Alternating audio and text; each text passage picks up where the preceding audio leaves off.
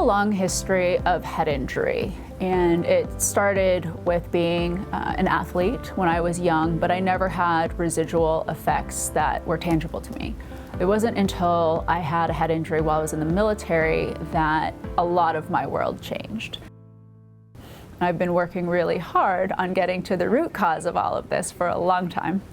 There were so many issues with trying to read anything administrative. Also communication, taking in scenes that were very busy. I became, and to this day remain, a very tunnel vision. And I prefer to look at nothing, not directly at something. The not being able to catch a frisbee.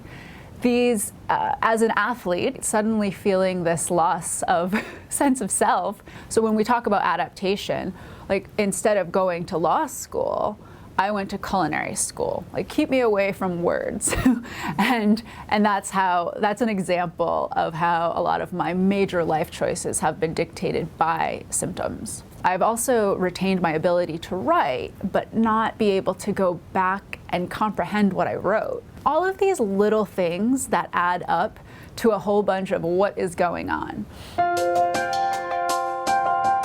So my hope for today with my second appointment is to really, I'm in learn mode and I'm in sponge mode, which is very nice because I think when I was here 4 months ago, there was still this element of like, I'm just trying to survive, like what's going on? But I love getting educated on my own situation, and I know that they're willing to do that and talk to me and probably appreciate someone who's a vested interest in her own health. So, I mean, it's been a forward progress. I know it's going to continue to be. So I'm just not in a complacent way. I'm just here for the work, and I'm here to learn, and that feels really good. I noticed some improvements in my personal interactions with others.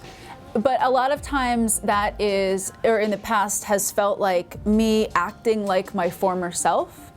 And I think with the ability to listen better and interact better, it allows me to be more engaged with other people, like truly engaged, as opposed to feeling like I have to sort of play along because that's what people do. So that's been really meaningful to me too, is just feeling like personal relationships and even interacting with other people feels more real. And I'd say another thing is I previously was much quicker to feel cognitive fatigue.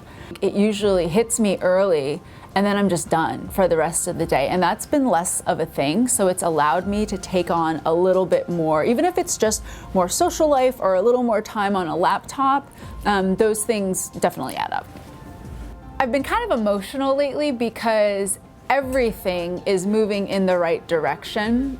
You know, it's been a really long time. It's been a long road. It's been 18 years since my first head injury. That is a small example of an array of things that I've noticed improving that just add up to an improved quality of life. I talk about this all the time. It really is a matter of getting to the root cause, and a lot of times with head injury, the root cause of things that ail you, even if you don't recognize them as having stemmed from the head injury, come back to something in the brain.